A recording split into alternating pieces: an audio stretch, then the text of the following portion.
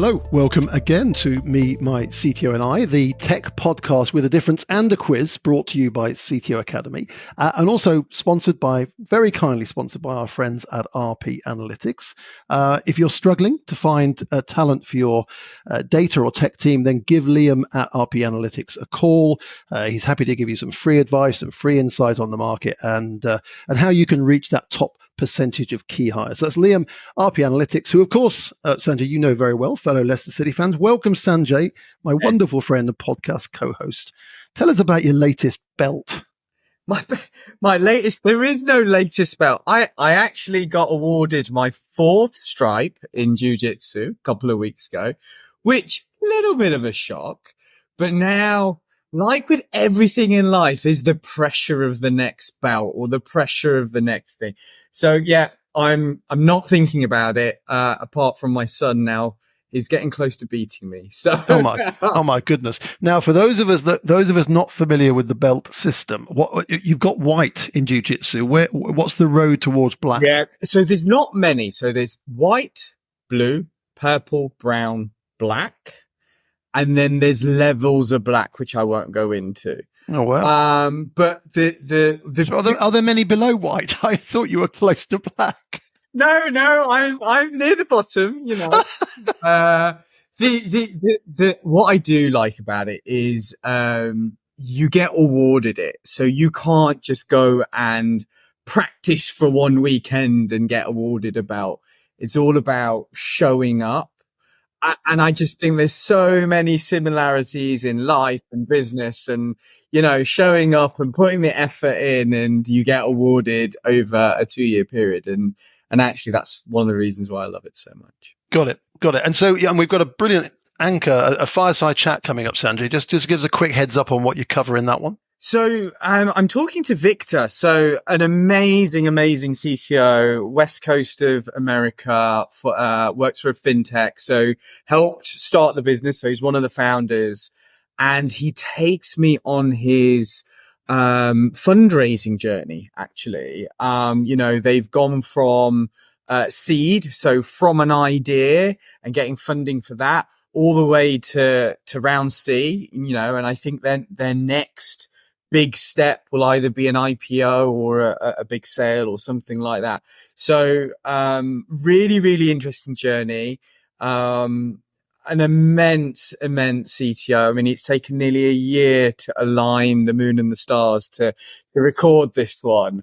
But I think people are just going to love how, brilliant advice Victor gives. Awesome. Well, I always look forward to these. We've obviously got our quiz. You really need to get out more, which we're going to come to very shortly. We've been very busy at CTO Academy, Sanjay, cutting edge of leadership insight. Yes. We did a survey on your go-to snack when you're in a crisis. Which we're going to cover. We're going to cover that at the end. I can't wait. Yeah, we're going to cover that at the end. Some very interesting contributions from around the world. One very English one, which I think might have to win. But we also did it slightly more interestingly, and for our lovely audience, slightly more on message. We did a quick survey as well about the things as a tech leader you don't want to see on your phone when you wake up in the morning. So do you want to hear what the results of these were? Yeah, Sanjay? come on. There were actually some kind of three that kind of jostle for first place. A lot of people saying the same thing. One was one of the, I would say, fourth position was the resignation email. Yeah, particularly the key person. Yeah. Have you had one of those messages in the morning? I've never had it getting up, but I've had it. You know, it's the first or second email or message you get saying, I need to speak to you today. And you know, it's not that message, but you know, that's what's coming next. Yeah. And I've only ever been surprised a couple of times with I think someone was getting married. But yeah, you can smell it coming. Not nice. It's one of those we need to talk moments, isn't it? There's nothing positive coming out of this one. So the top three kind of came in batches. So I'm going to kind of collect them. So equal top three. So incident, security breach, a lot of security feedback. That's the one thing you don't want. So, and interesting, actually, I think you might have even mentioned this, but security questionnaire, kind of compliance questionnaire, you have to do almost immediately.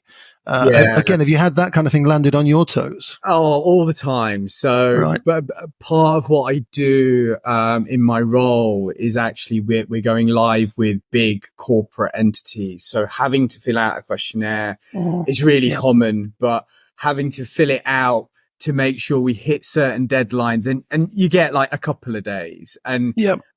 these, I think the latest one that we've got is 937 questions. Oh my goodness. Lots of fun for my team. That was the present I gave to my team. Oh, lovely, lovely. Yeah. Well, next one, I think is a pretty obvious one, and pretty much everybody said this. But the system and the server going down, and I think this one particular comment indicates the size of the business, perhaps that this particular CTO mentioned. But system and server going down just after they went to bed. I mean, that's, of course, it's going to wait, isn't it? I mean, why It's just wait in business hours? That would be boring, right? waiting for your head to hit the pillow. That's what they're doing. Yeah. And then I did chuckle about this one. I know that quite a few people said something similar, but essentially any message from the CEO, which and someone else said a new strategy document from the CEO. Yeah. I mean, that, do you know what? That either comes in as soon as you wake up, or just as you're kind of unwinding for the evening, and there's this, I've just got this idea. Can I run through it with you first thing in the morning? And it's like, no, what? I think we should put all CEOs on Do Not Disturb after a certain time, shouldn't we? Fantastic. That's a lovely suggestion. Okay, we've got a couple of little surveys we're going to finish the podcast off with later, but without further ado, it is, of course, you really, really need to get out more. So here we are. It's the highly anticipated quiz, Tech Leaders Quiz. We believe it's the only one in the world still, Sanjay. It's by far and away the most popular, quite obviously. And we are very, very lucky again to welcome two fine guests from Madrid, Antonio Elena, and from Manchester for the moment, but we'll hear more of that in a second. John Cleary, welcome both of you. Thank you. Hey, both. Thank you. Thanks for joining us. Antonio, in Madrid, tell us a little bit about yourself, role, company, and perhaps any burning challenges. The audience always love to hear about burning challenges that you're facing at the moment. Okay, sure, yeah. I'm with SES, which is the largest TIC company in the world, with TIC means testing, inspection, and certification. So we're a big company, like around 100,000 employees in around 140 countries. And let's say the IT hub or the corporate IT capability is sitting here in Madrid with the CIO, to whom I report. And then the rest of the, like 90% of the main IT organization is here. So I've been with the company for about 4.5 years. First, I joined as a head of software development and DevOps, because that's basically my background. All things related to software engineering and solutions architecture, plus a lot of coding that I did in my day as a developer. And then I moved to head of architecture and technology in general, which is maybe a vague sounding title, but basically anything that relates from the theoretical enterprise architecture side of things to running all the gamut from, the whole SDLC and DevOps and DevSecOps and shift left and all of that, plus low code and SharePoint and integration as well between the huge portfolio that we have. So it's a lot of different hats, but my role mostly is going to meetings, and you could say it's more leadership / management these days. And I haven't seen an IDE for about 2 years. Sometimes I miss that because it feels like I don't know how to do anything anymore. But that's life at this moment. So, and prior to joining SES, I was a consultant in many companies, doing projects across West Europe, Germany, Switzerland, Italy, and Spain, of course, and other countries as well, with UST, and then previously like 10 years as a freelancer. Nice. So yeah, too many years and too many places to mention, but basically the classical progression from being, a mostly self-taught developer, as I never got my degree finished, and then moving up through the ranks, if I can say that, to then, taking more architectural work and roles, up to where I am now. So yeah, that's it, I would say. Yeah.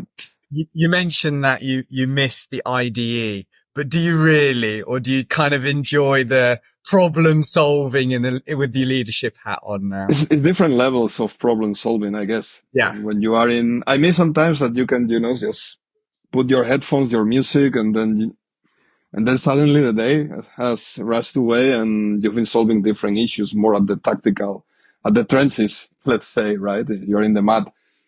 Now it's a different kind of problems with more politics, and sometimes it's too frustrating because at least, when you are in the IDE and the world of the computer is a world of logic. When you are dealing with humans and processes and organization, it's not logic anymore most of the time.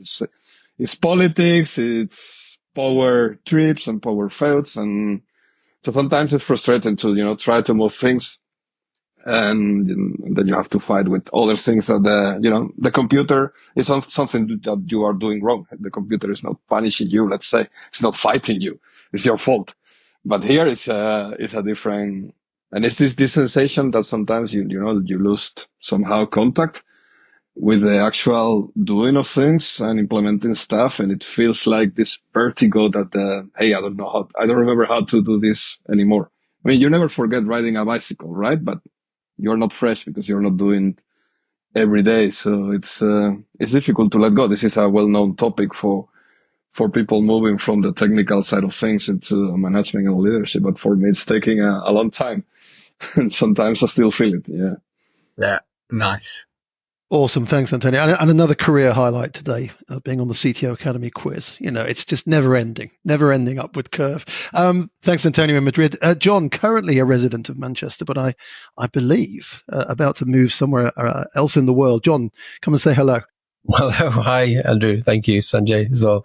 I'm in Manchester here for a few more weeks, and then we're whole family, wife, 2 kids, 3 kids, and the dog, all getting in a plane and going to Toronto for 5 months. The kids have got their I say kids, my 2 older boys are adults. One on a gap year, one just graduated, and they're going to go and get some work out there. My daughter's going to go to school, and then come August, we're coming back to back home. So it's I don't know what you call it, if it's an extended trip, a migration. But yeah, that's what we're doing, because we could. It turns out we just looked at it, and it turns out we can, so we went for it. And so I guess that's the plan at the moment. Well, it sounds. I mean, there's no other reason to do it, John, because you can. It's fantastic. And just for the audience, just a background to your own experience or your kind of career position before you took this sabbatical to Toronto. Yeah, thank you. Yeah, so I mean, I was just looking, had a quick Google before we came on, and I think one of the first, there was a TV show called Automan, and no one remembers it. It's like a terrible American show. I think the rights must have been very cheap, and they had it in Ireland. I watched that, and that kind of got me really fascinated. It was an autonomous car that you could talk to, which here we are in 2024, and this exists now. But back then, this was science fiction, and it kind of got me interested in it. And then our family got our first computer, a Spectrum 48K. My dad went to Northern Ireland and bought it to get some kind of, it was cheaper over there, and bringing it back for Christmas. And I just remember the excitement. And it wasn't for me; it was my brothers and sisters. That was their Christmas gift, but they never saw it, and I was hooked. And so, I'm definitely a geek at heart. Did software engineering at university in Liverpool, and I've been in tech roles ever since. And I suppose, been a software engineer. Listen to Antonio, the sort of that I guess that pure simplicity of sitting there with the headphones on and cracking out code and solving things is still feels amazing, and I still do it, and I will still do it probably for fun forevermore. But I've been in leadership roles, I guess, 10 or 15 years, and then about 8 years ago, I started my own business. It was called Craytech, and then we were acquired about 3 years ago by CR Worldwide, who then were acquired by 360 Insights, and I've been there for the last 3 years, and that role ended in December. And I decided to look at the fractional CTO route, because I love working with lots of different businesses. I've worked with startups, I've been a startup, and I have some connections through Bethnal Green Ventures, who helped invest in a business I was closely connected to. And so, I'm quite excited, I guess, about that the opportunities of working, mentoring and just generally being involved with more business and helping them solve their problems. So I am still very much interested in that problem solving process people side of things too. But yeah, still want to do the code for fun when I can, if I find spare time. Awesome. Thanks, guys. Well, listen, the audience, I think, or certainly my mum, who's the regular listener that I'm aware of, will be familiar with the format of this wonderful quiz. Have you got a nominated restaurant, both of you, Antonio, that if you were going to spend your €50 winnings? Yeah, probably. I guess I would choose a local burger joint called Beef Shoes, like beef shoes, but with beef, which pretty much summarizes what it's about. It does what it says on the tin, Antonio. Yeah, fantastic. Exactly. And John? Yeah, I think the Italian restaurant near us is called Gusto. Been there a few times. Nice place to treat the kids. I don't know if they take euros, but we'll pay you in pounds, John. Don't worry. I know that the conversion rate is definitely in your favour. So let's see how we get on. All right, guys. Three questions. I'm going to mix them all up. We've got an acronym that I want you to tell me what it stands for. We've got a historic investment, and we've got, of course, our old favourite, Who Am I? Antonio, I've got numbered 1 to 3. Give me a number, and we'll kick on with the quiz. 1. Number 1. Okay, guys, good luck. And just, again, as everyone will be familiar, very low-tech quiz that we have here at CTO Academy. Just call out your name first, and hopefully I will recognize who's come up first. And you've got the answer. If you don't get it right, it goes over to your opponent. So question number 1, a tool certainly I use about 75 times a day is Slack. Do you know what it actually stands for? What the acronym is, and I'll give you it right. If you get 80% of it right, I will give you it correctly. No, looking puzzled. No, I guess the A is just asynchronous, and then that's all I'm gonna. Right. No, the A is a lot smaller word than that. No, I don't think we're going to get an answer here. Sanjay, who, by the way, Sanjay always tells me after the event, I would have got that right. Do you know the answer to this one? No, I thought asynchronous was in there as well, but no. No, allegedly Slack stands for Searchable Log of All Conversation and Knowledge. Now, Wow. I got to tell you, I didn't know that. Acronym. I didn't know that until about 2 days ago, and I thought, well, that's a nice quiz question. I'll stick that one in. So, well, that was made up after the event. I was not aware this was an acronym. I was more like a software developer just slacking. I thought the same, Antonio. Absolutely the same. Right, John, 2 or 3? 3. 3. Oh, Who Am I? Always my favorite. I think this is easy, but so first one who thinks it, shout your name out. This chap was born in New York State in 1984. By the time he started Harvard in 2002, he was already being touted as a programming prodigy. John. Mark Zuckerberg. The Zuck. Well done. There's a round of applause being edited into the background here by James, the producer. So, John, you're 1 up. Antonio, come on. We'll split the winnings here if you can come on this final one. So, number 3.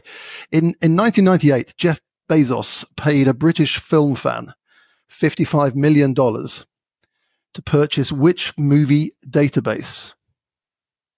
John. Yeah. IMDb. That's the one.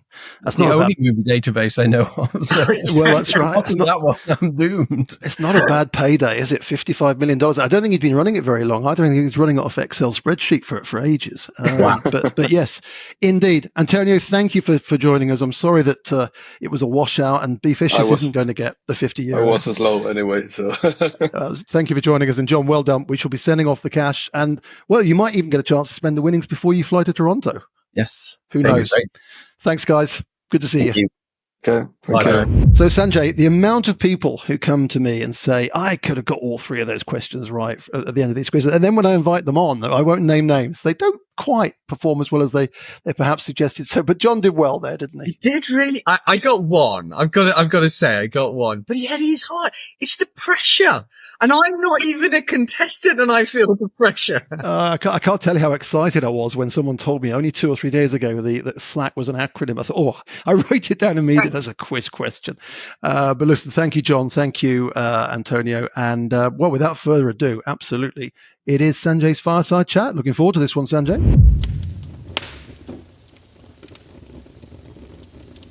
Hi, Victor. Thanks for joining us. So audience, Victor is a CTO, a founder. He's gone from raising seed, so right at the beginning of the business, all the way through the different stages.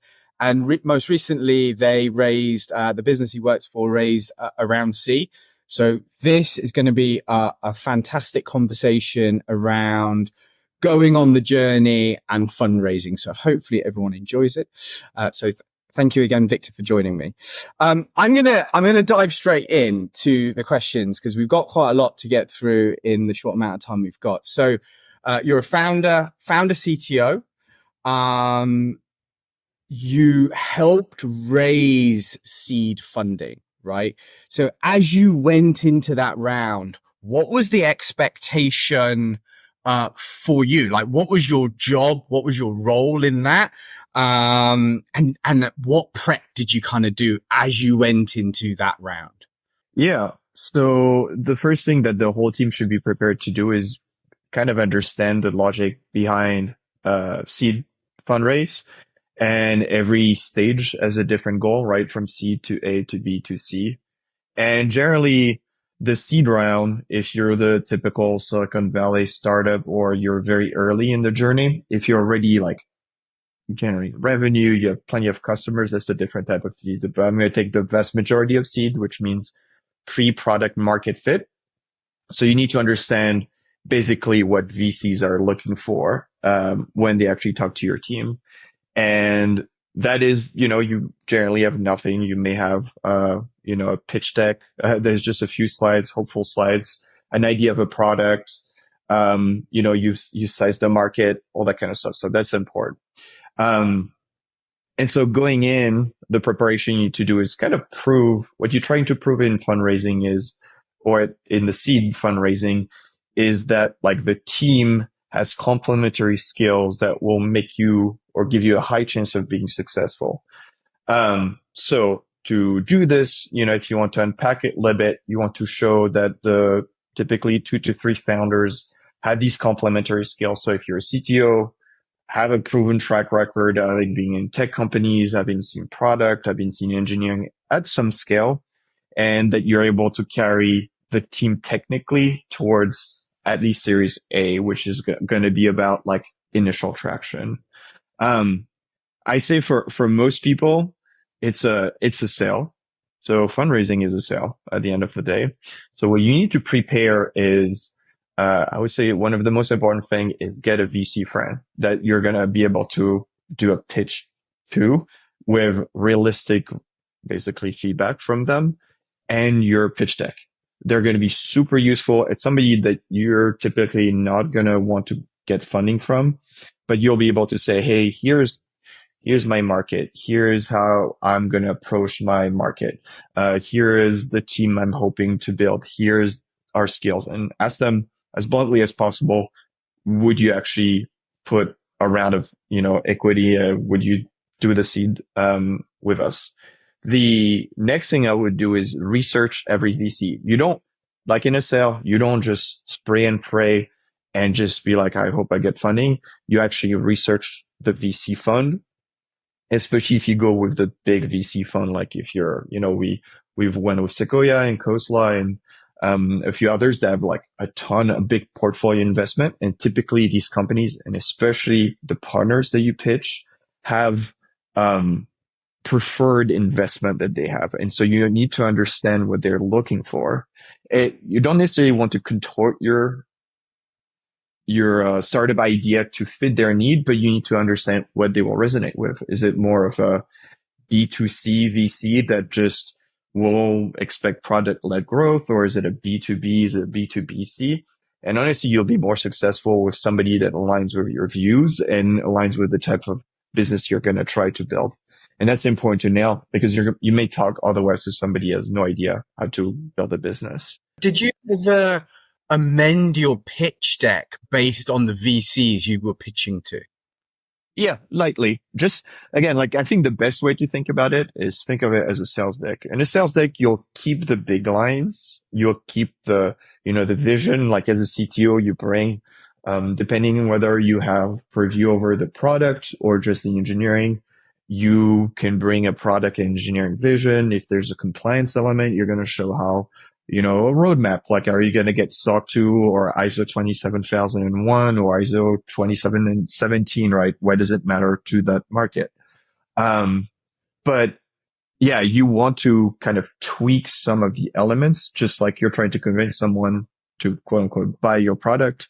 You're trying to get somebody to buy into your idea. Yeah.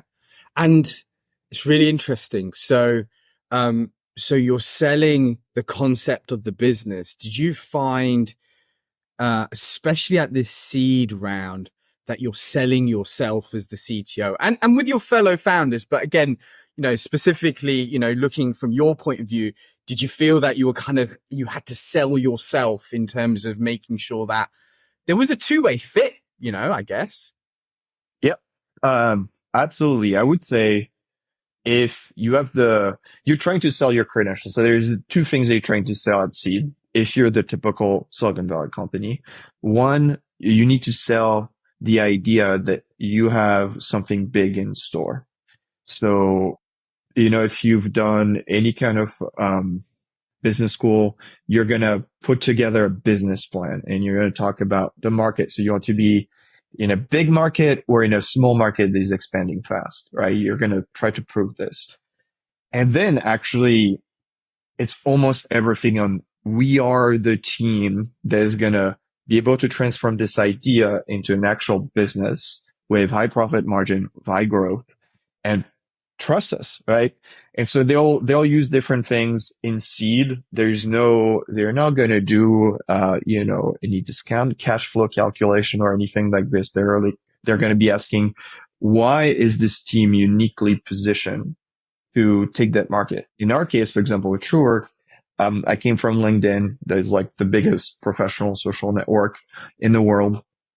And so when we were talking about employment income verification, I was like, well, I have represented 500 million members of LinkedIn. I kind of know that field, right? Like there's plenty of things that still left to be discovered because of different monetization, but I have this. Ethan was coming from the operational angle of things. He's like, hey, I've done like manufacturing in China. I know how to run a complex line and all that kind of stuff. And we have operations. We have an operations team that is pretty complicated. And Ryan had worked in product, same thing. We met at LinkedIn.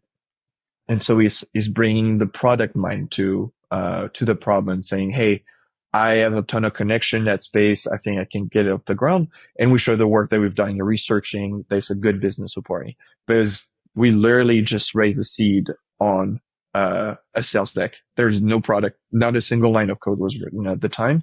And we still got our seed funding. That's amazing. Do you know what? I find that amazing that you're going and raising money on an idea and you as individuals, right? And I think that's really powerful. And I guess like anything that any engineer does, it's that prep and thinking about that's the problem you've got to solve, right? So I think that's super fascinating. So I kind of want to now, my next set of questions is really jump forward. So you've done seed, you've got your initial money, you've set your business up, you've started running. I'm going to fast forward the middle bit, right? And I think that's another conversation for another day and a whole kind of raft of other questions we can go into. But I want to fast forward to round C, right? So all of a sudden you've had this growth, lots and lots of success. And you're at it again. You're going into another fundraising round, but this time it's round C. And, most people know that's big. It's going to be, big relative, it's always relative, but it's going to be big. So this time around, similar questions, how did you prep? How was it different? And I think, the two big questions for me were, now you're an operating business. You have a day job. How does your day job get impacted? What's being sacrificed and how do you make sure that the business doesn't get impacted because obviously you're going to be needed in this round? Mm-hmm. Yeah, so there are a lot of questions. So let me put them in order. Oh, no worries. And actually, I'll swap the first one. What is different? And so you have to go back to, I think understanding the mechanic is like, again, like I go back to this concept, it's a sale. So you need to understand what the person in front of you is buying. It's very different in C than in C, despite the similar sounding name. In Series C, you already have found product market fit typically. You've already proven that you can start selling. That would be like A and B. You've already shown that you can scale beyond a meaningful number. And so in C and beyond, actually now you're becoming a mature business. And what people will start to do is they will have that's behind the scene VC stuff, but they basically do their own research about your business. So they intake your financial performance, and they have, so it depends on the, that's the secret sauce of every VC is how do they, I mean, at the core, they basically apply the discounted cash flow formula to your business, but they make different assumptions like growth rate, all that kind of stuff.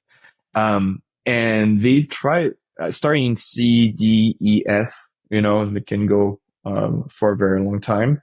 They're starting to kind of review your performance as a public business, meaning they're going to look at things like profit margin. They're going to look at, repay periods, all that kind of stuff. And so in Series C and beyond, actually most of the preparation is financial preparation. Like the game, like how you play the game has already been done a long time before, right? Like this is the result of like investment you made 2 years ago. This is the result of sales process that you launched at least a few quarters back. And now you're just showing the result, right? Like you hope that the score takes care of itself, so to speak. And so the preparation is very different. What you're going to spend a lot of time as a founder. I don't spend my time as a CTO. I spend my time as a founder. So what I'm going to do is look a lot in terms of like, oh, where are the finances? Does it make sense? What is the level of investment? How many engineers do we have? All that kind of stuff. It's really looking at the business as a machine and asking myself, hey, from the outside, does it look like a machine whose metrics are slowly improving from quarter to quarter? There's Alfred, our VC, always says like, at some point in your business, you have to be the one vacuuming the pennies off of the floor. And so it's very time consuming. You typically at that stage, there's C and even B and A, you'll have a finance team that helps you put that together, but you need to take a critical eye to be like, what does that story look like from the outside? And I go back to the similar advice, which is having a VC friend. That VC friend, hopefully you kept it all these years, even though they didn't invest in you. And they'll give you another view of it, right? They'll be like, ooh, like there might be a hole in your story. Most of sales stories is actually about storytelling, right? It's like, hey, here's our past and here's what we think about the future, and poking holes at the story you're trying to tell to see is it kind of BS, or is it actually, does it holds true? We had this vision. Sure, there's like things that happened that were unplanned, but we're still on track. We still feel good about it. Or do we have to explain certain parts around, I don't know, as a CTO, some technology investment didn't pan out, like, what they learned from it, all that kind of stuff. And so you're really readying your finances to look like a mature public business because, you're getting closer and closer to a liquidity event, which, it can either sell to a business or go public. In both cases, you need to have a compelling story to tell from your finances. You need to show that you'll eventually be, cash flow positive, or that you're going to be a great return on investment, or you're going to continue to grow your valuation. And how you weave that story depends a lot. Same thing on the VC and on what you can tell with your numbers. So it's really interesting. So, the similarities on both that initial round and Series C is really, as a CTO, you've got to see it as a business, and, potentially a business that is around finances and generating profit margins and stuff like that. So that I think that's really interesting, and it's and obviously, you were doing CTO work in between those two rounds. How did you find?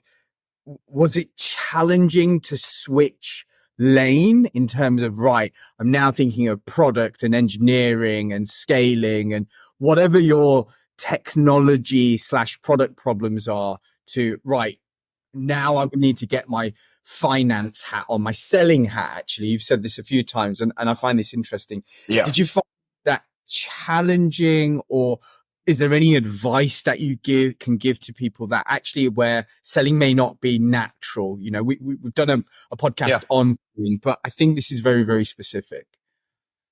Oh, it's absolutely challenging because as engineers and as technologists, we care about the products, we care about the engineering piece of it, and the market reality and the business reality are vastly different. I think being the best product matters. Is it the only thing that matters? No. You can have the best product and die in, have your business die in the shadows if you don't know how to sell, if you don't know how to market. And I think part of the maturation and part of why it's really hard to skip steps, you can go from seed to C. You have many years to see it coming anyway. But you can see companies failing to, or the leaders of companies failing to actualize from being passionate technologists and move into business-minded people. And I say to every CTO or CPO, even chief product officer, have the same problem. It will take an active management of your own mind to kind of rewire what you're interested in. And I don't know if you know this. There's this concept actually in England, but if you're into mountaineering, there's something called like type 1 fun and type 2 fun. So type 1 fun is that thing that's immediately fun. Think of like, you're biking or mountain biking, super fun. And they call type 2 fun in mountaineering what feels absolutely horrible on the way up. Like if you're climbing Mount Everest, there's nobody that is like, oh my God, I feel amazing. I wish I could do 20 more hours of this. You're cold, you feel miserable, you're running out of breath, but then you reach a certain summit, you look back and you feel absolutely amazing. So that's called type 2 fun, where looking back, you're like, oh my God, thank God I did this.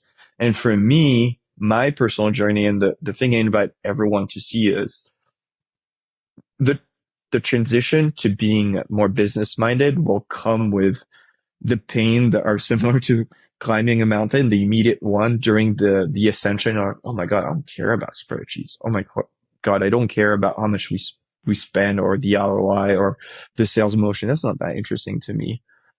But let me tell you that once you reach B or C and you look back, oh my God, thank God I took care of this. Thank God I thought about it. Thank God I learned about it. Because if you're left in the dust, you'll basically not be a good fit for, the demands of the job anymore. So you're either to replace yourself, which means you take away the decision power out of yourself, or you'll need to work really hard and basically like speed run all the way to Mount Everest, which is even more miserable and carries few chances of failure. So the actualization is really painful. I mean, look, I think that's really interesting. I think the type 1 and type 2, I really, really get it. And I talk about it in a slightly different way, but yeah, I'm really on board. I've never heard the analogy that you've given it, but I completely get it.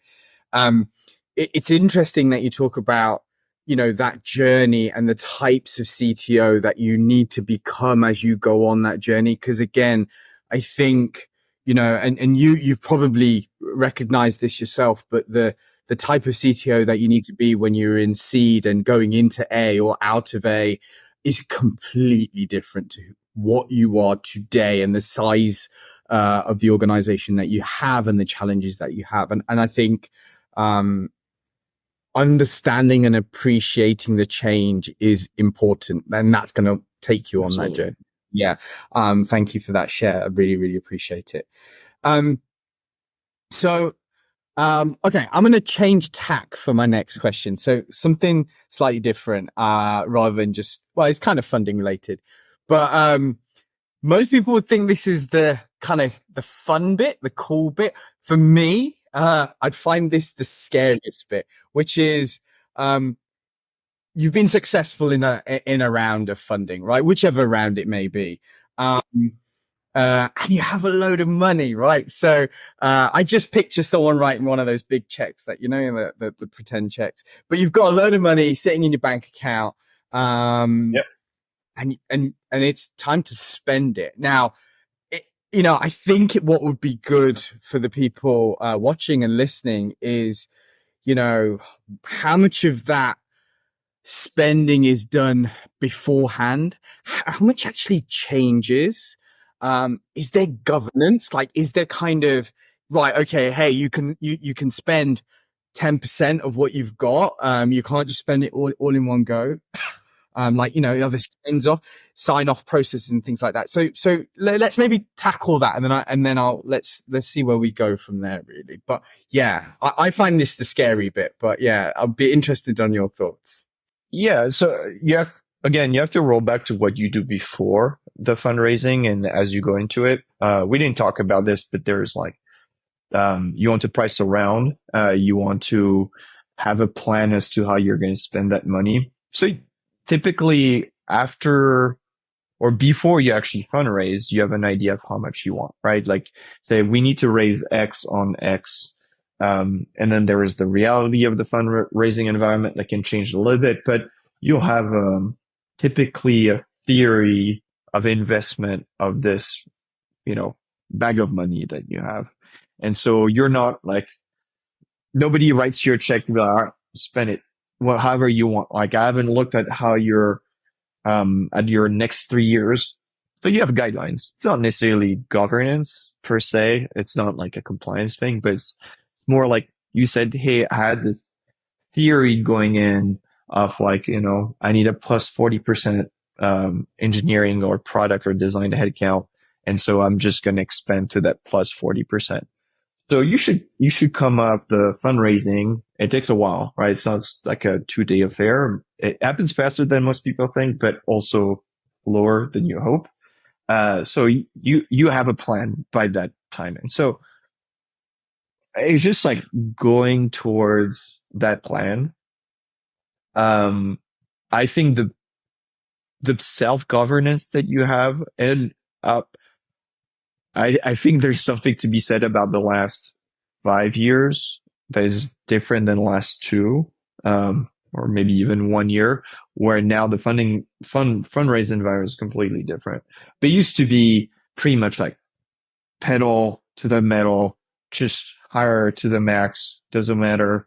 You'll get your next fundraise. Now, I think there's very, very different power dynamic in the market. You can see like Series C and D is very, very small. There's a lot less money floating around for investment. So I would say the advice I would give nowadays is spend as little as you can that still allows you to achieve your objectives. It's something that over the years I've started to understood. I thought like money means success, and actually almost sometimes the opposite. You can see there's plenty of examples. I've started to raise a ton of money and it's a disaster for them because actually all that money, expenses will expend to whatever amount of money you have available. And it's really tricky to then contract it. Like once you have a certain level of spend, even removing $5, $6, $10 million of annual burn is really difficult because you basically have the bones of the company that will expand to fit this. And then once you want to shrink, the bones are still there. So it's almost like the skin is still on top of it. And so you can see people that spend an enormous amount for infrastructure, AWS, they have a very big engineering team, and that could kill companies. Companies die typically because they run out of money, right? And so as a CTO, because you have the most expensive org, typically, you can have sales that is not far behind. I think it's your duty, especially in the current fundraising environment, to basically draft the minimum minimum viable for product execution plan and hiring plan and burn plan, and keep a pulse on it to be like, is there super linear costs in my book of business somewhere, infra 2x with every new engineer? Oh my God, that's going to get real bad at some point. Same way there's compounding interest, there's compounding costs, and they start to become enormous. Each like fundraise where you're like, oh my God, we doubled the team and 10 times 10 infrastructure costs, really bad. So I think that's what I would say post, once you get the money wired in. Yeah, that's that. You know what? That's really good advice, and it's keeping that mindset of your burn rate and not thinking, right, okay, we've budgeted this money for the next 2 years or 18 months. It's kind of going, actually, we need to be a little bit more sensible with this, and if the market does change, like you said, the macro environment globally has completely changed, so you're not guaranteed your next round anymore. Yeah, and I think that's really good advice, irrespective of what round you're coming out of. Just being really conscious. I think what I see a lot of, not necessarily at the kind of Series C stage, but kind of lower end down the market, is people building tech that's beyond where that business's next step is, and they're building infrastructure that's dare I say cool and fashionable, but actually to maintain it you need a level of cost which you may not be able to carry if the business doesn't hit all of its goals. And I think that's the kind of some of the points that you've made, which is really interesting. Oh yeah, that runs so deep. Like if you can save yourself problems by having, I call it boring tech, 100% invest in this. It's cheaper from a cost perspective, but there's some hidden costs that people don't think about. If you have a microservice infrastructure when you're very small and each engineer needs to do 10 tasks before being able to change their line of code, that's actually hidden costs. You don't pay it, you're not paying it in like $5 per pull request that you do on GitHub, but actually what's hidden is the time cost, the mental overhead to be like, oh, I have to add this new feature, but it's going to take me 3 months just to get through like all the microservices, really bad. So yeah, like pulling these infrastructure costs out and mental costs out as a CTO is super important, like task, like keep it simple, don't even try to do anything fancy unless it's required by your, if you're in AI or you're like in forward deployed stuff, like sure, do AI investment, but you shouldn't do like database investment if you're an AI company, right? Like, so if it aligns with your core business, sure. Otherwise, you're making a terrible mistake on the long term. Do you know what? Your microservices example is the example I use all the time. It's my dread. And I have this debate all the time, and I'm constantly upsetting my engineers, actually going, do we really need it to be this complicated? We don't know if this thing's going to work, right? So yeah. I'm glad someone as experienced as you is saying it as well. It means that I'm not completely mad. I think that's really, really good advice in terms of spending and the plan and being a little bit more frugal, irrespective of how much money, big that pot may be. And I think that's something that we should all remember. So, I've come to my final question. So, and this is it's kind of standardish question that I always ask the guests that join us, which is, I'm looking for one bit of advice. So one bit of advice for a CTO that's going to go into their first investment round. So might not necessarily be a seed round. They may be a late member. They may not be a founder. They may be a late member to the exec team, but they're being rolled out. But what's that one bit of advice? I guess from a more personal perspective, maybe, it's in terms of the prep and the composure and the expectation, but what's that the bit of advice that maybe you got from your investment friend, you know, or what's that, you know, that advice that you'd give to that CTO doing this for the first time? Good question. I think the most important thing to remember is, I would say it's not that big of a deal. Like, it's not a one time you pitch and you there's a grant ceremony, you're like, you got it, or good job, here's $50 million that they hand you, and everything is decided in that specific meeting. Usually, whether you raise or not, it depends mostly on everything that's happened for, we're 6.5 years counting. It's not the last 3 hours or 1 hour presentation that I'll be like, oh my God, this is a sell or that's a fail. And so like in a sales cycle, you have many, many times where you can actually go back to the people, to the VCs, to the people in the room to be like, oh, there's a little bit of mistake on that number, or, oh, just fact checking myself, I forgot to mention this. And people are just totally fine. They're also making a risk weighted investment. They're not deciding on the fly. They're doing a ton of spreadsheet work. And so thinking it's, just a one-time event and you better be like pitch perfect, all that kind of stuff. That's actually the incorrect view of what investment really looks like from the inside. They basically have a ton of, you exchange emails after, you talk through things, you just go back to the same numbers. So the presentation, the stress that people feel in the moment is not as important as they think it is. So kind of relaxing and be like, I'm just going to have a good story, have everything bolted on, mention when I don't know a number and they'll come back to them, all that kind of stuff. Not having the pressure of having to perform to, a Steve Jobs keynote that is like broadcasted to 20 million people at the same time. It's not a Super Bowl halftime show. It's actually like business people meeting and be like, okay, here's my numbers. What do you think? And then they ask you questions. Like, okay, I'll come back to you with more information. And so it makes it far less scary. It's just like, there's so many things that happen before that allow you to be in that room. It's not the once in a lifetime opportunity type deal. I think that's real good sage advice. I think, I know a lot of people that have gone into that situation and it's like the whole world depends on it. But I think your advice is really good. And I think it's, the backwards and forwards and being able to go back and being genuine actually from what you're saying, sounds like, that's really, really important to people that invest in you.